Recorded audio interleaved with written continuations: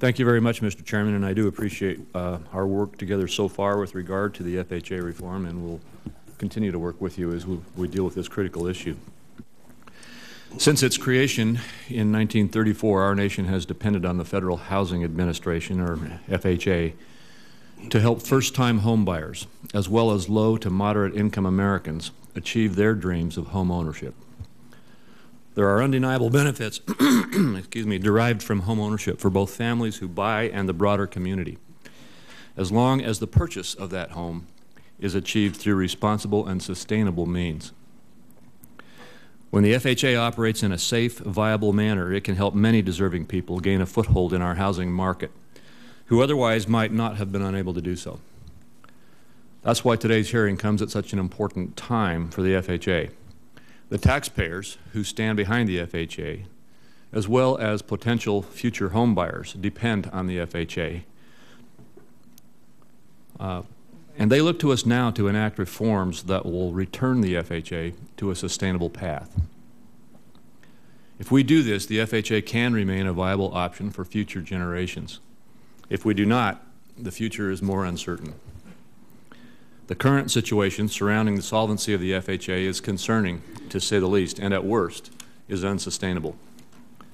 Just the results of the most recent independent actuarial report, a negative economic value of more than $16 billion, with a capital reserve ratio of a negative 1.44%, would be problematic, even if they were only considered in a vacuum.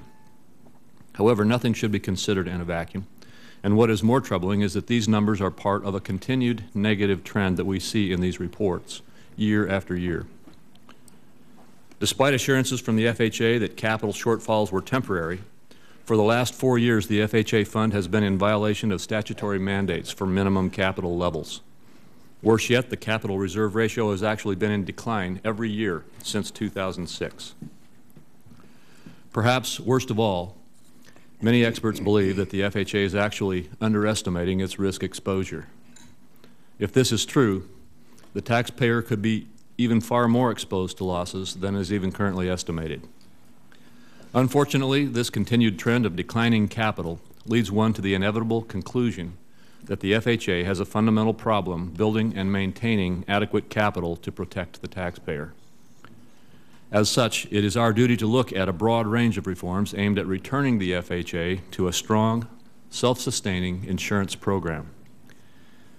Many experts have told us that there is no one perfect solution that will fix all of the FHA's problems. Ideas such as strengthening indemnification provisions, examining premium structures, tightening underwriting, increasing transparency, increasing borrower equity, and reducing risk layering are just some of the proposals that have been put forth by many experts in the housing community. However, we should not kid ourselves that any one of these or any other suggested reforms by themselves represent an easy, quick fix to the solvency concerns of the FHA. Instead, what is needed here is for this committee to come together, as the Chairman has suggested, and craft bipartisan legislation that will best equip the FHA to accurately assess its risks and build capital to assure against them. Additionally, as the committee responsible for oversight of the FHA, we must remember the FHA is an insurance fund, and the FHA needs to operate as such.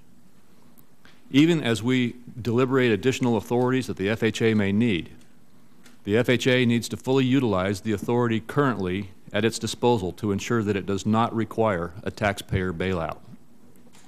While the FHA does that, hopefully this hearing can move us closer to this committee taking action to improving the solvency of FHA. Nearly every American has a stake in this hearing and in our subsequent actions.